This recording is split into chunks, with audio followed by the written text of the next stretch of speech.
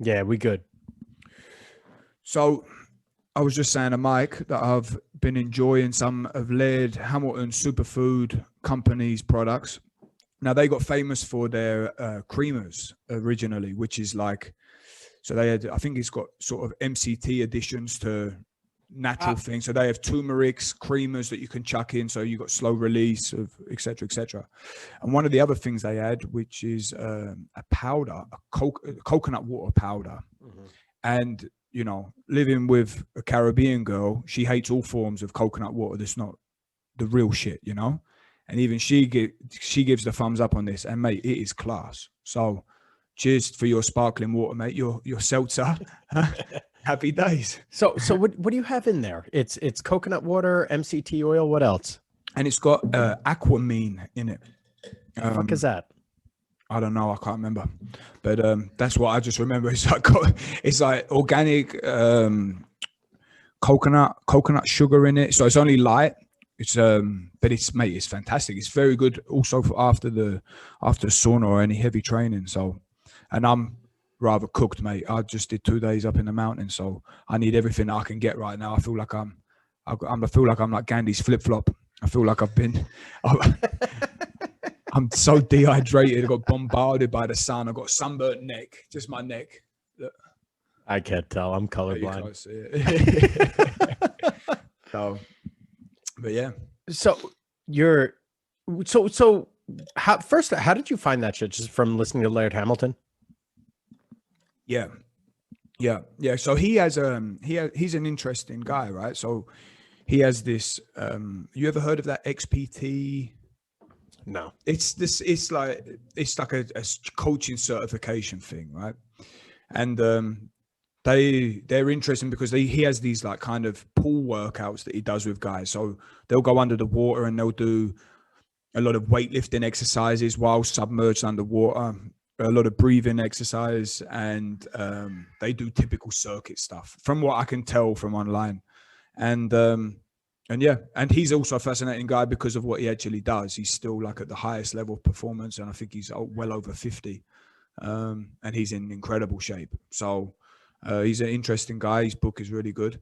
And yeah, I remember hearing him talk about this superfood company that he built up, and he built it up just from experimenting with his own stuff. So he'd have all of these guys come visit him to train and stuff like that. And I think he started off with a turmeric creamer. But I've got a bunch of different flavors here. And mate, they're fantastic. Really nice. You just put this shit in your coffee, or you put it in your water, or what? No, I mix it with some cream, full fat cream, and then chuck it in and then whip it up. So it then becomes like froth. And I used to be like black coffee only guy. And that's now I feel like I'm getting spoiled, mate, because I do like that first thing in the morning now, I've got to tell you. So you'd put all that shit in your coffee, like a turmeric creamer? I don't use the turmeric one. I just have the original. But he has like functional mushroom blend ones too and stuff. So how do you like the mushroom stuff? I don't feel any difference. Bro. Yeah. I don't feel any difference. Because they tried pushing, and I shouldn't say they tried pushing as if it was one company in particular, but I went down that mushroom rabbit hole. Do you remember that? I remember you were taking 8 pills of mushrooms a day and all of that shit. Yeah, I was taking the lion's mane. I was taking fucking reishi, cordyceps, and in the past I've been kind of weary on cordyceps because I remember back in the day, I took Shroom Tech from Onnit. It was when we were at DeFranco's, and we'd just gotten sponsored by Onnit, so we had all this Shroom Tech there, and DeFranco was swearing by it with the guys. I remember taking the Shroom Tech and just being able to push the Prowler for fucking days. So I was like, oh, okay, this shit must work. But then I started getting anxiety late at night, and I didn't know what the hell it was from. So I associated the Shroom Tech with the anxiety. I said, oh, fuck, it's the cordyceps that's giving me anxiety. So fast forward, like, I don't know. So I stopped taking it and I stopped recommending it to people. I was like, yo, fuck, this shit gives you anxiety. It helps your cardio, but no, this isn't right. But there were a lot of other factors going into it at the same time for me, where I was also doing like more hot yoga stuff. and I was doing more cardio. So I respond to shit pretty well. So fast forward to, I don't know, maybe November of last year, I start taking the cordyceps, the reishi, the lion's mane, and there was something else I was taking too. There was one other mushroom I was taking. I forget what it was called. And I was taking like a gram a day. And then I started upping it to like maybe 2 grams a day of stuff. Like I was fucking doing a lot of each, like maybe 1 or 2 grams of lion's mane. And I'd, instead of having coffee, I'd make that with hot water and make it as my coffee. Like this was like, oh, I'm going to have this tea. I'm getting ready. Cause you know, if this helps, why not? And they were, all the research that I read regarding lion's mane, supposed to help with memory, supposed to help with neurogenesis and all of this stuff. Right? Yeah. And the reishi, the cordyceps was supposed to help with cardio. Didn't notice any improvement at the time when I started taking the second time in my cardiovascular health or cardiovascular output.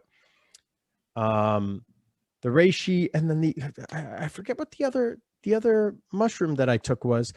It might have been like wild turkey or some shit like that. I forget. It's something with turkey. I remember you telling me now. Yeah. Turkey tail. But dude, it tastes like fucking dirt, right? First off, this stuff tastes, the lion's mane doesn't taste that bad. Everything else tastes like dirt. It's supposed to help your digestive system. It's supposed to help your immune system.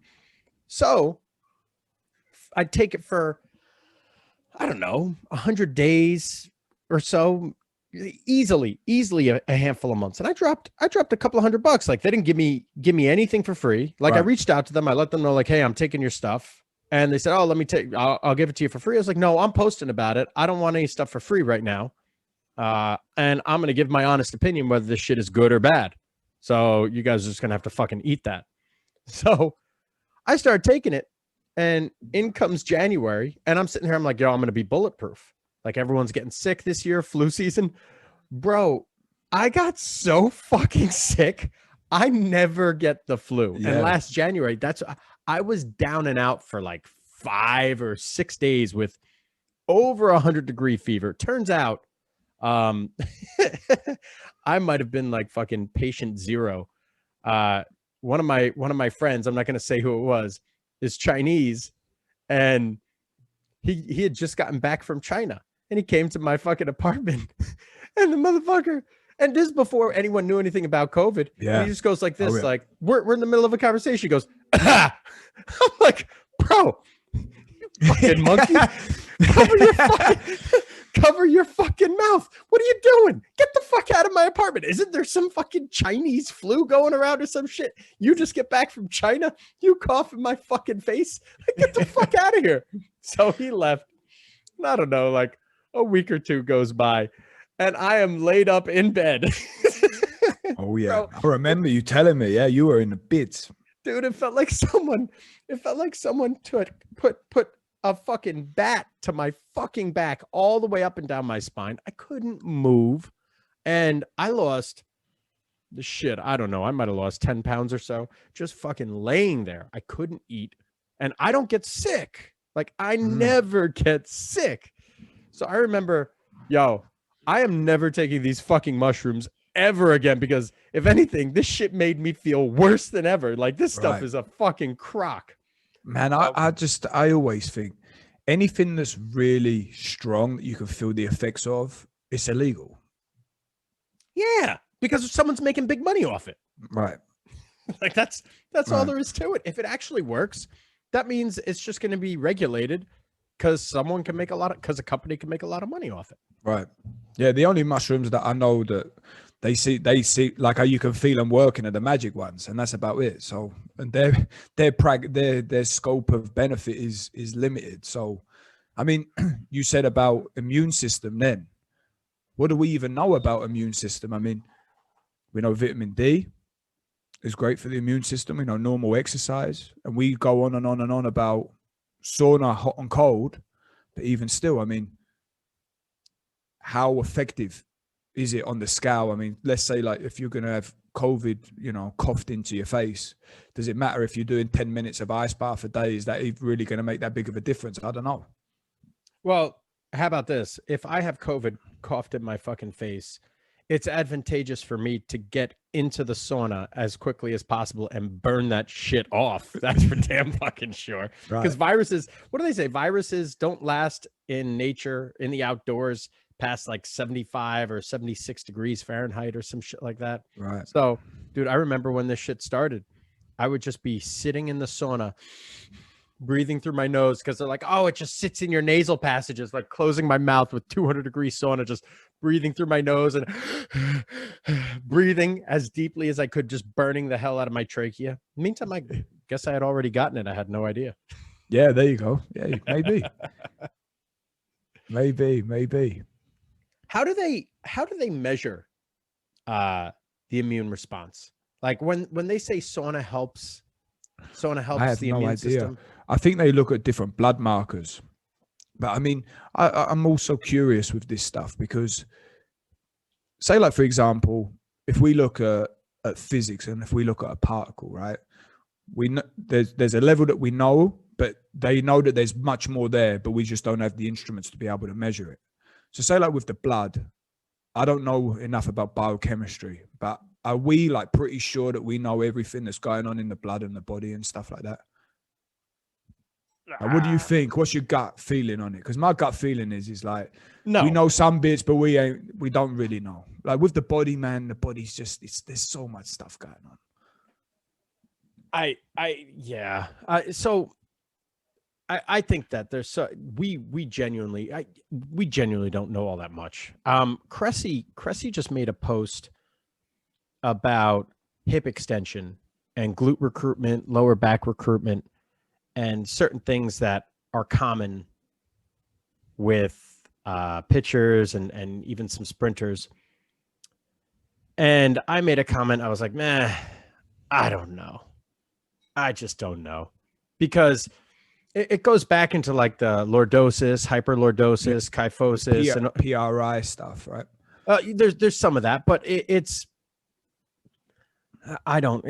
like there's the old, I shouldn't say old, there's a mindset of structuralism where the hyperkyphosis leads to pain and the hyperlordosis leads to pain. But then you see the picture of Michael Phelps and he's hyperkyphotic. And then you see the picture of Michael Johnson and he's hyperlordotic. And these guys are gold medalists. So I'm not about to believe anymore that, and you know, is it possible that these guys are dysfunctional and succeed despite their dysfunction? Sure. But you're not going to tell me that the best swimmer to ever exist is at a disadvantage in any way. Like he is, if anything, you're the best to ever exist ever in the human species, or at least in recorded history. And this is how you're built. This seems like it's optimal. Like, if anything, I want everyone to look like that for the best of my knowledge. And same thing. Until we know otherwise, right? Yeah. And the truth is too, is optimal. Man, there's no perfect. Everything's always going to be flawed, right? You can't have it all. Yeah. So you're always working off of that. And Michael Johnson, I mean, look at all the really fast sprinters. I mean, and the hyperlordosis. You know, dude, I mean, McCourty's in the top 5 fastest guys in the NFL almost every year. At least when, you know, with the ball in his hand sort of thing, right? Like he always makes it to that. He's another hyperlordotic guy. I don't know how much I buy anymore of a lot of the stuff. Like even the Stuart McGill stuff where you don't want to be into trunk flexion. Well, I used to, it was Bible to me. Trunk flexion under load is a recipe for disaster. Yeah. I don't know. You see these guys doing first off, trunk flexion, hyperkyphosis. You look at the elite deadlifters, they're hyperkyphotic. That is trunk flexion. You're in spinal flexion, and they are pulling 1,000+ pounds. Routinely. I don't know. What the fuck? What is right? I'm not saying that. I'm not saying that Stuart McGill is wrong. You know what I mean? Like, no, I'm with you. I just don't know what the fuck to believe anymore. So now, and you even look at our boy Ben Patrick, knees over toes guy. Right. He has an exercise. What are they called? Like the Jefferson curls. Yeah, and that's loaded. And I mean, it looks like you're in the worst position ever. Yeah, you're literally bending down and touching your toes with weight in your hands. And he even does it from a deficit as well. Yeah. And he'll be holding so much length. Yeah, he'll be holding heavy dumbbells doing that shit. I don't know. And he's actually actively coming up vertebra by vertebra. Mm-hmm. So it's, you're talking about, you've got always flexion going on there. So, yeah. And even going off into what Paf talks about. I remember hearing in one of Paf's lectures years ago, when we talk about the best way to warm up, dynamic warm up versus, dynamic stretching versus static stretching. You want an active dynamic warm up. And Paf goes, yeah, you say that, but I mean, look at these guys that practice martial arts. What do? They just sit there and their warm up is static stretching. Yep. And that's all they do. And he says the limb velocities on those guys are second to none. Yeah. Yeah. So I always thought there's an argument also and I don't do this with any of my guys, but in my head, I always argue, if they're in such good shape, they should just be able to get going straight away without needing, opening up, without needing activating, without needing all these bits and bobs. They should just be able to go in and start getting certain things done, especially without pain and different things like this. You know what I mean? So performance, maybe, but I like I said, I don't do it, and I can't. Usain Bolt is never going to run a world record PB without doing a warm up. Mm-hmm. Yeah. But for say like the average Joe, I don't know, is warming up that much, or is it just that the old way of just doing 10 with a bar, chuck 2 20s on the side, mm-hmm. do another 5 to 10, and then start with your work sets, Yeah, I don't know. I mean, there's part of me that thinks, well, if you just do things properly, then you don't necessarily need to worry. However, I mean, blood flow is important because it does increase pliability of the muscle. Right. With increased movement comes increased range of motion because the secretion of synovial fluid. Right. And with increased movement also comes increased body temperature. And with increased body temperature comes vasodilation, which even promotes even more so. Right. More so blood flow and more secretion of fluids and mobilization of fluids, and ability to recruit motor neurons, motor units. So, I mean, if someone is capable, and this is the argument, humans versus animals, where animals have a larger motor cortex, but a smaller frontal lobe, and humans have a larger frontal lobe and a smaller motor cortex. So our ability to recruit, it's almost like we need to start programming ourselves to start recruiting. But I don't fucking know. But then at the same time, if the environmental factor is so extreme, we're able to go from 0 to over 100% of what our previous perceived ability is if the situation would demand it. So it's complicated. It's hard. Yeah, I remember my junior year or sophomore year of college. Right after my sophomore year, I blew out my back, and it really sucked. And I had to take some time off from playing baseball because I was in just so much pain.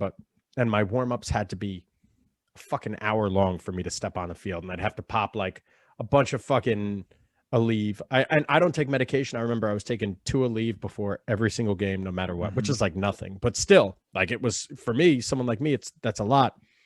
I remember one day I was driving down to a baseball game during the summer, and it was 900 degrees out, 100 fucking plus humidity, and I had my convertible, top was down, my fucking shirt was off, the sun was beaming on me. I felt good. I hopped right out of the fucking car, And I was like running. I was like kind of late to the game because it was a summer game. Who gives a shit? I was like putting my pants on as I was fucking getting to the field and putting my clothes on. I was like kind of jogging there and I felt fucking great. And they gave me a ball. I started fucking firing the ball right away. I felt awesome.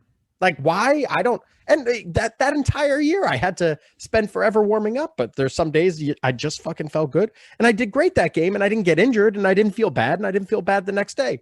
I can't fucking explain anything. Yeah. I don't know. Yeah. And there's even times now where I'll go through a thorough warm up and I'll feel like shit, and I'll go through a shitty warm up and I'll still feel perfectly fine. Yep. I don't know. I don't know why I feel good or why I feel bad. And even going by HRV, going by any of the readiness stuff, if my HRV is shitty and I'm supposed to take an off day, I still feel fucking fine. And there's some days, most of the time when it says I'm ready to rumble and my HRV is better than it's ever been, I feel like shit. Yeah, that's one huge thing why I don't, you haven't got an Aura ring. And some of my clients too are like, oh, should I get one or not? I hear you talk about it on the podcast. And I always say no, because half the time you're not going to have a good score and you still need to, you don't need a computer telling you if you're good or not when you've got a game coming up tonight, when you need to switch it on. It doesn't really matter what your score is. And there's also been so many circumstances where, as you've said, incorrect preparation has led to not even a moderate performance, but you can actually perform really well, So I had it last year. Client of mine had a baby born, spent 2 nights at the hospital, wasn't really sleeping, had a game coming up and played best game of their life. Barely no sleeping going on. So I don't know. How do you explain anything, bro? It's like that whole big, I'm like in David Deutsch's Beginning of Infinity, right? And one of the main concepts is that as soon as you sort of understand a problem or you fix a problem, then it opens up just so many more. And that's like, I feel like that's the same with training, It'll be really interesting what we think in like 50 years from now if we're still here. How many times have you read that? I've not even finished it the first time yet. It's heavy. Bro, I can't get through it. It's heavy.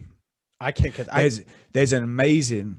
If you like it, try and get through a chapter and then go on YouTube and look for a guy called Brett Hall, right? And I discovered him through Thinker because Thinker was interacting with him sometimes on Twitter. And now I know that Naval and Brett Hall did a podcast together. I've not listened to it, but he breaks down the whole book chapter by chapter, and it's a really great addition to it. Oh, so terrific. To understand. I'll subscribe to him right now. I think he's called the Talkcast or something. We should try and get him on the podcast. He's a super clever guy. I read a fantastic thing through his website on, I think it's called Positive Psychology or something like that. But a great document. So Brett Hall is his name? Yeah, Brett Hall, Talkcast, TOK cast. He's an Australian guy. Is this a guy? Epistemology and the philosophy of science? It. Yeah, that's the guy. So for those of you listening, I'm sharing this on our YouTube page right now. Or on So if you go on playlists, Mike. See, look, even there, look, David Deutsch is the Beginning of Infinity, chapter 17 there. Okay. He's still doing them, but he does it from chapter 1 all the way through. So, and this is 31 minutes long. Awesome. This is terrific. Yeah. I'm definitely going to use this guy. Yeah, because I mean, I listened to David Deutsch's lectures, and I'll listen to them fucking 10 times before I really. Every time I'm like, oh yeah, that makes fucking sense because I'm an idiot. I need to fucking listen to shit over and over again. And listening to his book, Beginning of Infinity, I bought both of them. Does he have 2 books? The Fabric of Reality. Of Reality and The Beginning of Infinity or whatever. Yeah. I downloaded both of them. I can't get through one of them right now. It's so heavy. It's so heavy. I have to sit there and I have to fucking intently listen. And when I'm listening to books, like I'm either going on a jog or a walk or some shit, like I'm not sitting there like dedicating all my time to listening. And if you do that with him, it just doesn't fucking happen. Right. You'd be better off listening to it and reading it and just trying to do 20 minutes and just being like everything else switched off for a bit. So Yeah. Maybe I order the book now because I have both of them downloaded on Audible, and I'll just order the book and read along with it. You know who I started reading? I finished. By the way, did I tell you about the Little Book of Common Sense? No. That's an interesting book. Okay. Moral of the story: invest in indexes. Okay. So what does that mean? S&P 500. Right. Or like bond indexes. You know what I mean? Okay. Like don't do mutual funds or anything like that, and don't try to pick stocks on your own. You're a fucking idiot. Right. How to fail at almost everything and still win big. Yeah, you read Scott Adams. That's good, huh? I'm starting Scott Adams right now. I think it says I have. I don't even fucking know. Bro, I love Scott Adams. It says I have 4 hours left, and I don't even know how long the fucking book is. Does he read the book on Audible? I couldn't tell you. I don't know whose voice it is. Okay. I don't know. But I'm listening to him. He's an interesting guy. His whole thing was he just wanted to get fucking rich, huh? Yeah, and he did. He's got an indoor tennis. He's got a tennis court inside his house, in a room in his house. Not outside, inside his house. Yeah, that's nice. He said he started Dilbert because he thought it was his get rich quick scheme. Right. Right. Good for him. Yeah, good for him. And I love that. I love it about him. He admits he's not even that good. He's not really a good illustrator. He's not a comedian. You know, he's not any of these things, but when you stack them all up together, he's unique, you know? So good for him, man. And I think the big thing with him, he had so many fuck ups, or like, you know, and he just kept persevering. And there's something to be said about that.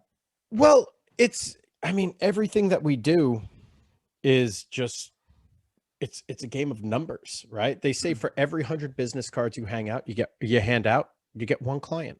Right. Right.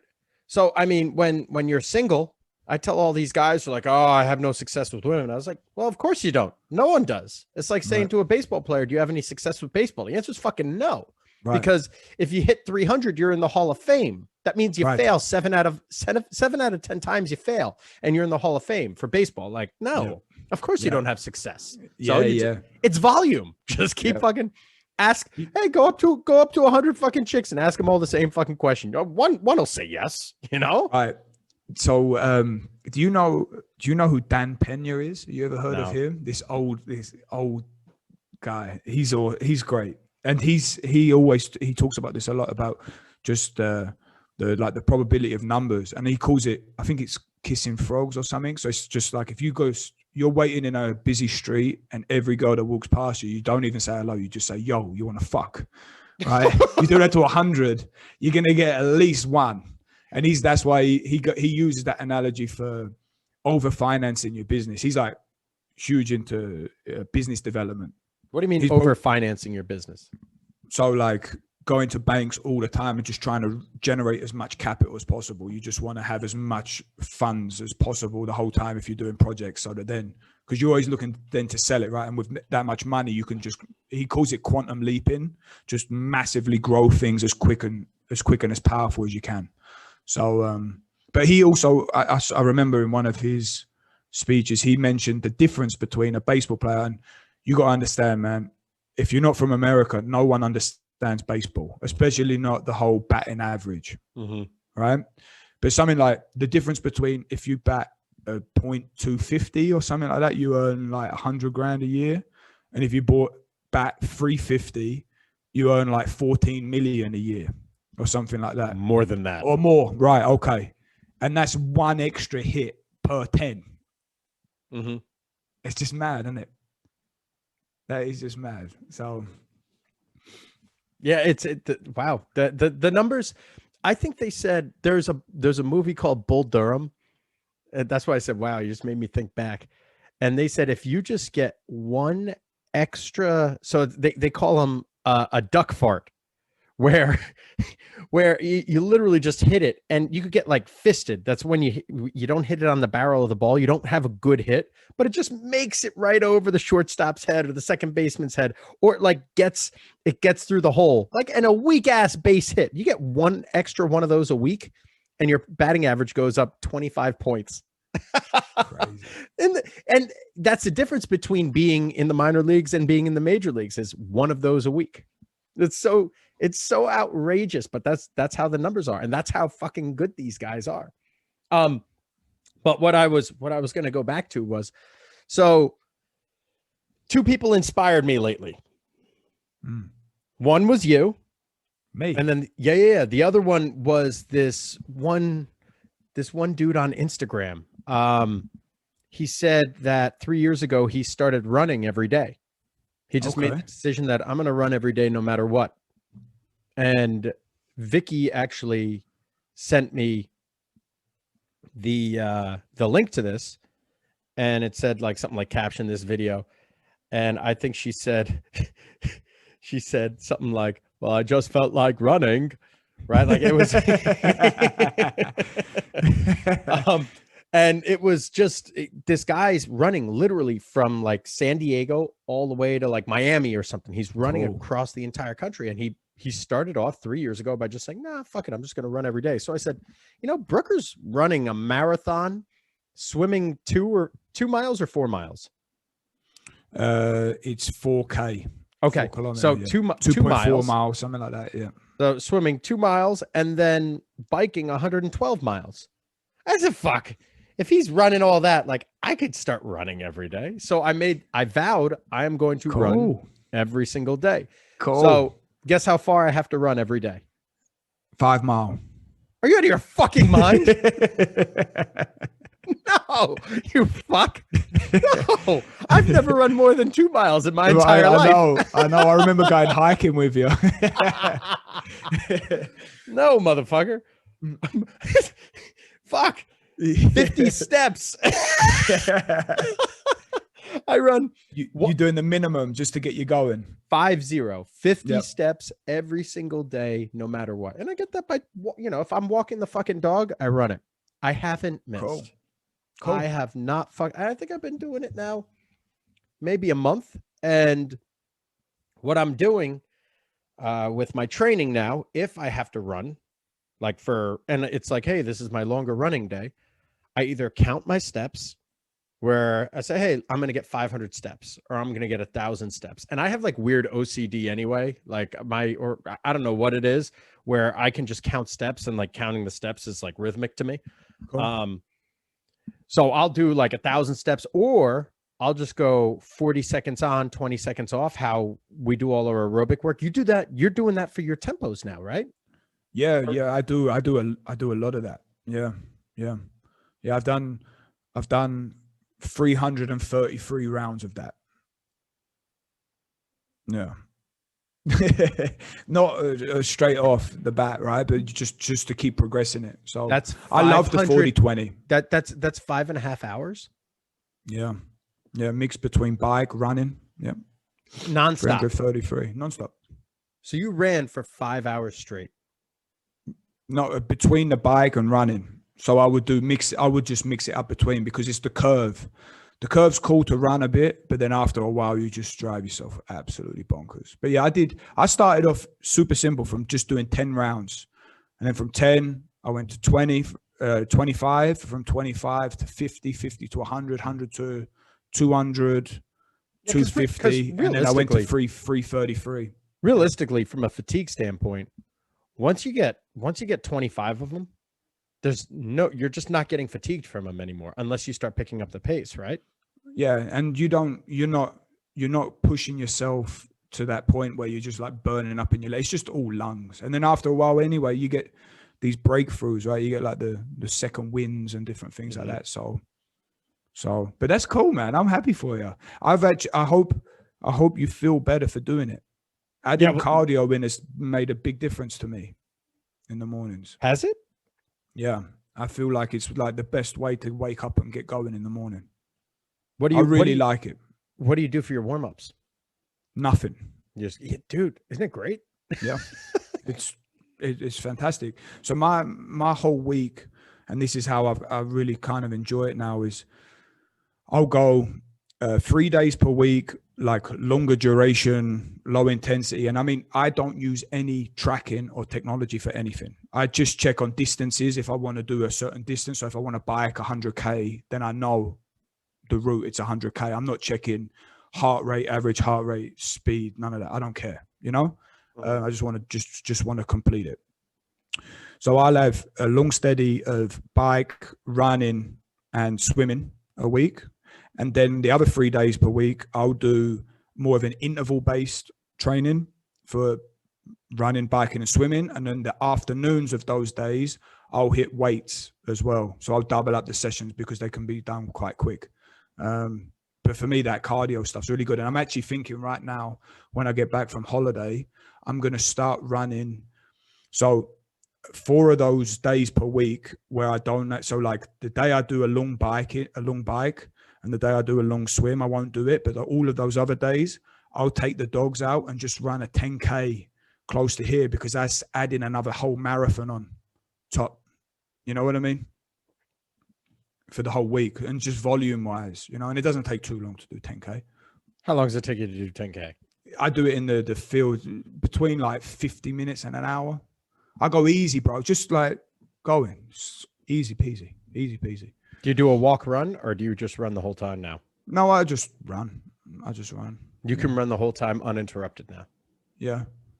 But it's trails, so it's not like you're not in a constant speed. You're not going flat and just going easy, right? It's, you know, you going, sometimes you're going uphill, so you're trying to be light on your feet and going up, and then sometimes you're going downhill where your legs can really get go. You know what I mean? Like I'm going through the woods, so there's rocks and sometimes even trees in the way that you have to be jumping over and stuff. So that's the idea.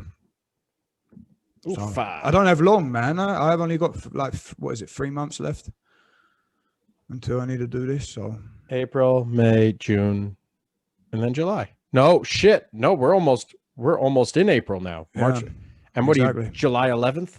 July 11th, yeah. Dude, that's fucking great. Yeah, bro. So I'm looking right now. I want to get a couple sort of prep days for my head in, you know? So they do a lot of these like ultra runs in the mountains here. So like, they'll do like 100K races in the mountains, you know, and I'm not doing that because that's just ludicrous. Like I can't imagine anything worse than that. But there's a couple 50K, 35Ks in the mountains, and they can take you anything from 8 hours to 16 hours, something like that, you know, depending on your fitness level. And just to get the body used to just for the whole day long going. So I want to get 2 of them in before the comp. But it's hard also because with COVID, also people that signed up for it the last year, they couldn't do it. So now, and everybody's up in the air, like, is it on or not? And not been confirmed. And is there spaces to be doing this kind of stuff or not? So, you know, and I don't really want to do that by myself because you can get lost easily. And so what was the furthest you've swum? So I've done the swim. 4K swim. And how long did that take you? It took me quite a while because I was doing it in the lake right outside my house. So it took me like, I don't know, 2.5 hours, 3 hours. But it was like freezing cold, and I'm in like it's like a big pond. It's dirty water. There's loads of fish. There's like lily pads everywhere, reeds coming out. You know, does that make it harder? Yeah, because you're not really getting into the zone of it, and it's not like it's pretty long, but it's not like a pool. You know, in a pool you can just go and go and go, and it's always the same. So you can just kind of get in this rhythm. Whereas you can't see down anywhere. You don't really know where you are. You know, and this was like, I did this quite a while back now. This was a while back that I did that long swim. I can't even remember when, like January time. Oh, in the fucking freezing cold. Yeah, in the freezer. I mean, I had wetsuit on, but yeah, it was still cold. I was swimming just this week and getting some filming done in the Tunisee, which is right by my house here. And bro, the fucking brain freeze, dude. It was so bad. The water just going in my ears it was just incredible. It was so cold. It was making my vision just go like black dots. You know, like if you stare at a light for too long and then you get and it was just so cold, man. So I can't wait till I get back from holiday and things are going to be warmer again and you get to enjoy training. I don't mind training in the heat. You know me anyway. I love to be in the sauna. I love to get real hot. So have you biked the 112 miles yet?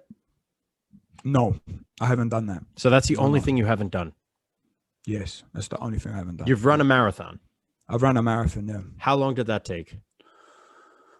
I don't know, somewhere between the span of 4.5, 5 hours, but I did it on the curve. The curve is fucking horrible to do that on. Wait, you biked on a curve? No. Ran the marathon, you just said. Oh, holy fuck. Yeah. I can't. Okay. Oh, so you ran 26.2 miles on the marathon. Or on the curve. Holy fuck. I can't speak. Yeah. And it's just horrible, man. Because it's just so it's so boring. You can't watch something. Why not? Because the noise of it. So then you need the TV on so loud, and then like you're trying to watch something, and then you're like losing focus and losing track of what you're and then you're just like, what the fuck am I doing anyway? Just turn the shit off and just focus on what you're doing. But at least when you're running outside, there's other things going, and just in a dark room and just going. I had to dig deep in that, and I had the worst chafing as well. And that's one thing I really need to sort out soon, is getting better underwear, because my legs are just getting real bad now. And what's the furthest you've biked? 110, 111K. Kilometer. Yeah. So the 112 miles is 180 kilometers. So yeah. But mate, I haven't done, because also the weather's been so cold here, and like, I don't have, I really don't, I have some pretty decent clothes, but and also my bike isn't like, my bike needs to be serviced, because when I've crashed on that thing so many times that one set of the gears, I don't have the really low gears on the bike, and I'm also petrified of falling off the thing, because I fell off it so many bloody times. And then with the cold and with freezing cold hands, it's a nightmare. And also, to go on a 100K plus bike ride, that's a long time. That takes quite a lot of time. What does that do to your gooch? Gooch is not too bad now, to be honest, mate. I found this amazing cream. It's called chamois cream over here, and it's fantastic. It's fantastic. Feels so good. It's like just stops all sort of chafing going on. So the other day I was running, I did like a little half marathon to my mate's house, and I just jumped straight out of the car. Was running along. I wore the worst underwear.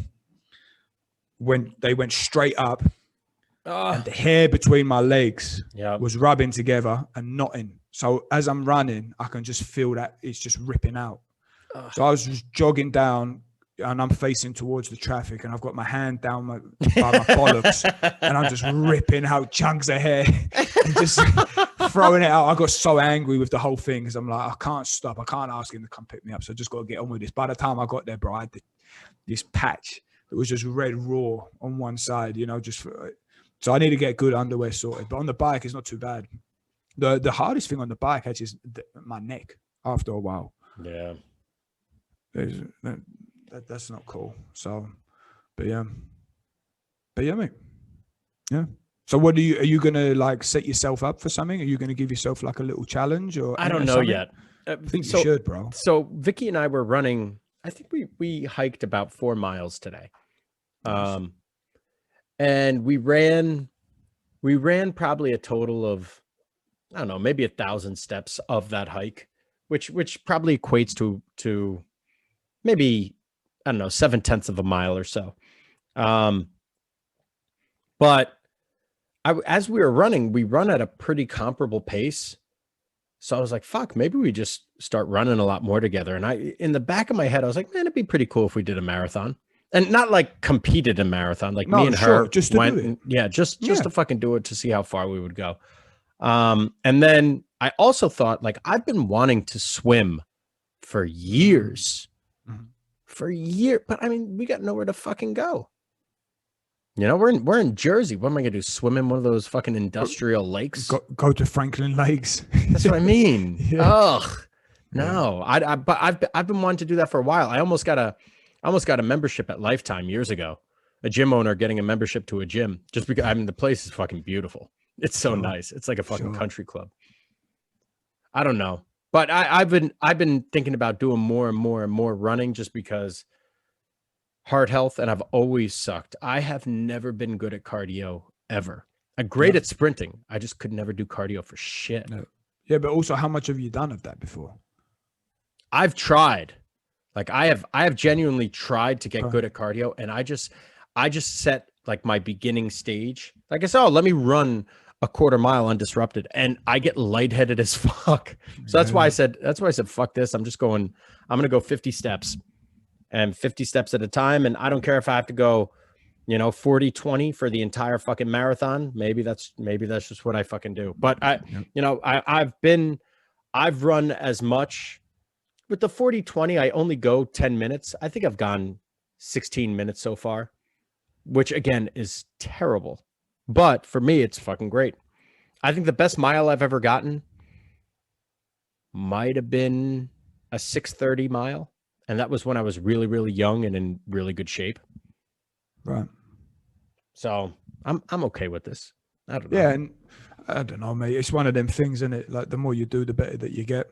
It's even like, this weekend I wanted to get into ski touring, right? So do you know what ski touring is? It's where you chuck on the bottom of skis, you chuck on a thing that it's like a skin. So what it means is that you can walk up and you're floating more in the snow, so that you can actually go hiking in really deep snow, so that then you can get to places where no one's ever been riding, and then you can ski, or if you're on a split board, then you put the board together and then you can snowboard in powder that no one else has been in. So it's more of like an adventurous way, and like some people say, earning your turns and all that. And this was the first weekend that I did it. And yesterday we had rough weather. And you're going through the whole thing, like, why the fuck are we doing this? And, blah, blah, blah. And we had at the end, by the time we come down, it was class, and we went really to the limit of what we were able to do. And then today we were blessed with such great weather. And when I say we were fucked up, like all of us were like, how long until we get back to the hut? Between guys, you don't want to be the bitch just like, how long? But like everybody's mood, it's just like, to the mountain, like, how fucking much longer? 20 minutes. Okay. 10 minutes goes by. How much longer? Because we were also in the fog. So that's the worst thing, because you're knackered. You got blisters. I mean, I got a blister like that on my heel. And you just like, I just want to get in. I'm fucking knackered. I just want a sugary drink or something and just go to sleep. I don't want to be doing this shit. It's freezing cold. Fog's coming. We woke up this morning. And everybody was a bit stiff, but not too bad. As we started walking, we felt really good. And luckily, we were blessed with great weather. We did another tour today, and we all were at the top. Like, this felt like a warm-up. We feel so fucking good. We had an amazing ride back down. And, it's just incredible what the body can do if you just keep going, and you just break through all these boundaries. And I'm sure, like, when I ran the marathon, I did a half before that. And before I did the half, I mean, I don't know, maybe I did 5K before that. And I'm sure that there's so much more that I can do, but just, if I don't try it out, you just never know, right? You're just always undershooting yourself. It's like my brother was like, he said to me, it was funny. You would have loved this conversation. He was like, I want to do a marathon in June. Can you train me for it? And I was like, yeah, or you could just stop being a bitch and just fucking run a marathon like this weekend. And he's like, oh, I don't know if I can. I said, all right, well, why don't you just try and just take the whole day? And if it takes you 12 hours, it takes you 12 hours. You can probably walk a marathon in 12 hours. Just do it. And then we know where your baseline is. And then if you need help, we can train you for it. We ends up doing it in like less than 5 hours. Get the fuck out of here. And he's like, oh, that's my year goal already done. And I was like, you sound disappointed by that. Why don't you just start fucking doing, go for something proper. Go for something big. But so, yeah, mate. So, But cardio's good, bro. I think even after the Ironman, that's a thing for me to stay. That's really good. And I think the older we've you never get, really the better. done it. Right. Remember when we went to England or I went to England and we were biking through London and you were on the tour and you were fucking 500 feet ahead of me the entire time. I mean, you had just finished the entire sum of training and I was eating while you were training. So it was way different. But I mean, my cardio is bullshit. I'd love to not die, you know, right. Doing basic life things like biking, cycling through London. yeah on the Boris bikes. But mate, you should look at like more of the trail running, because that's really cool, because you like have to be completely engaged, because otherwise you're going to end up like tripping over and fucking falling on your face or twisting your ankle. And because it's so engaging and also you're in the woods, it's much more of like a natural type feeling. I really love it. I really, really love it. And I think you'd like it too. And you've got some great places where you live for that. Yeah. I have a question for you actually with the curve. Running all those miles on the curve, what are the negative adaptations that you find? Hip flexors. More so on the curve than anywhere else. Yeah. How come? I don't know. I guess because it's just like you're basically running uphill for the whole time. That's what it feels like. So, I mean, I'm naturally... Do you think you need to overstride in order to keep it running? No. Because so why would the hip flexors be it? Because you're constantly driving and pulling your legs up, because the point of contact is up higher. But I mean, like, this is what I wanted to preface with. This weekend of doing the ski tour, and what's the thing that bother me? Hip flexors. I'm very quad dominant, but I know my hip flexors ain't the strongest, and I'm quite short there anyway. So, and I think we've just after the time, but I do notice if I go running on a flat ground for a long distance, I never have a problem with hip flexors. Yeah. And it'll go more into like, maybe the Achilles might bother me a bit, you know, but yeah. Have you done a marathon on flat ground yet? No. Are you gonna? Maybe not. What's the furthest you've run on flat ground? Half marathon, you said? Yeah, half. How did you feel after that? Oh, like when I got to my mate's house, he was like, "You look good." I said, "Yeah, I feel like I could go all day long. Feel really good. Feel really, really good." At what point on the curve do you start getting fatigued? Like what mile? Honestly, bro, with the curve, it's all a inner battle on the curve. You just get yourself so stressed out on that fucking thing, you know, because it's so hard to keep a tempo too. Like if you're on, I'm not sure if there's other curves where you can set a speed on it, but on my one, there ain't. So it's like whatever you're putting into it, that's the speed going. Mm-hmm. So just to try and find a rhythm on it. And at I don't know, the whole thing sucks, to be completely honest, bro. When I went and I visited Hoffer, we worked out at his gym. Right. And, I was on a treadmill, bro. I ran a half a mile on the treadmill at like 10 miles an hour. Like it was fucking nothing. Yeah. A treadmill is a joke. Yeah. Absolute joke. I don't know how I felt like I was doing nothing. If I try to run at 10 miles an hour on the flat ground, right, I'm fucking dead. Right. I'm exhausted. Right. Yeah. It's just, I know that not everything needs to be overly difficult in order for it to be important. But at some point, you don't really want to make things too easy for yourself. Like the girls always say, "Oh, we need a treadmill." No, we don't. We got the curve. Oh, but the curve, you know, it's hard, you know, to keep the pace. Yeah, good. You know, I mean, I don't know, bro. You know, like even when you mentioned about will I run a marathon on a flat ground before the time. Honestly, probably not. Because why? I've already ran it. I've ran it in a harder environment than I will. Okay, I'm doing it after doing the swim and the bike beforehand. So, but I'm not going to stress myself out that hard before the comp. I don't need to. I just need to know that I can do it. And then go on. You should do a halvesies. You should literally do. Why don't you just do like a 13-1, a 2 kilometer, and then 90 kilometer in a day. I could do. Maybe. You should do that tomorrow. I can't. I'm flying tomorrow. Oh, that's right. Yeah. Well, you cannot do that in Mexico. No, I was thinking about taking my bike, but then I'm like, fuck, it's gonna get stolen for sure. Yeah. How are you gonna take a fucking bike to Mexico? You can travel with your road bikes. Yeah. How much does that thing cost? I don't know. It's gonna be like a surfboard, I guess. And surfboards, they're expensive, but ain't that expensive. So, and it's also at some point. But I mean, the nice thing is where we're going to. There's a really cool beach gym. Where are you going? Tulum. There's this Tulum beach gym. Or have you seen it? Yeah. Yes, it's like made of wood or some shit. Yeah, that's in Mexico. Yeah. So I'm gonna make sure I hit that. Oh, you're gonna be Instagram famous. That's what all the Instagram models do. They go to Tulum. That'd be cool. Get there in my speedos, mate. No, I'm gonna do a lot of ocean swimming. That's one thing that I'm like I've not done much swimming compared to what I really want to do. So how do you track how far you're going to be swimming in the ocean? Like that's what's going to suck. It don't matter. Just get like one of those polar GPS things for your. No, because they fuck up too. Like all the guys today, we were like, oh, how many vertical meters did we climb? Oh, my watch says this. My watch says that. Oh, the GPS thinks that we're here or there. Fuck all this stuff, bro. None of this stuff matters.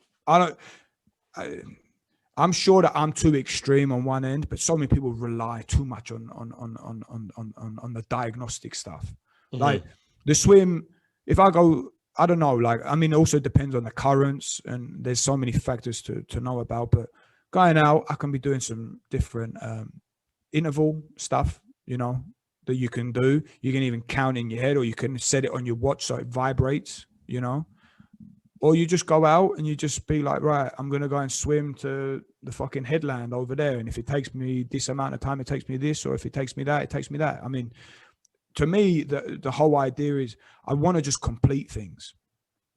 Yeah. Know what I mean? I just complete it.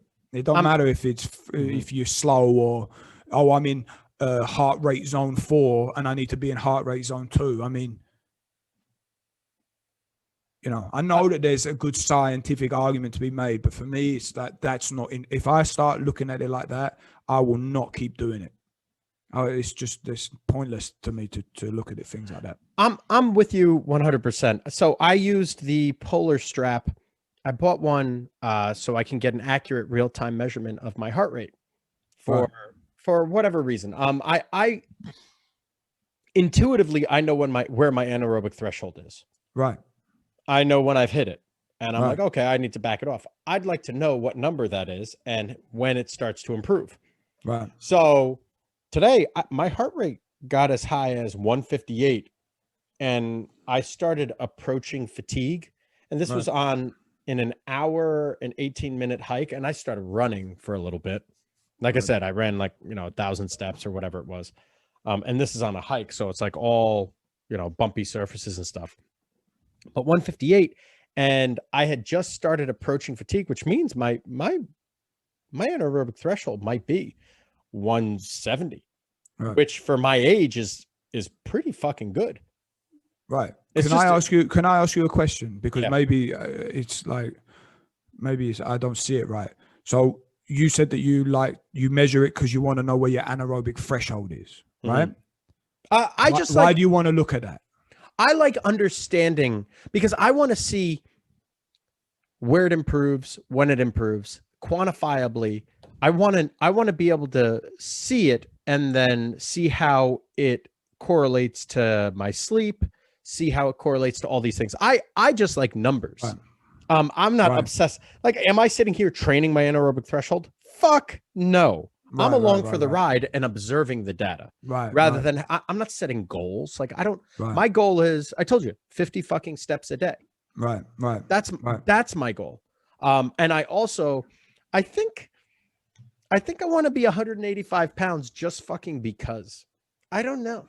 I think I want to go down to like Schmeagol level again and just be a fucking little ripped guinea. Yeah, get ripped. Why not?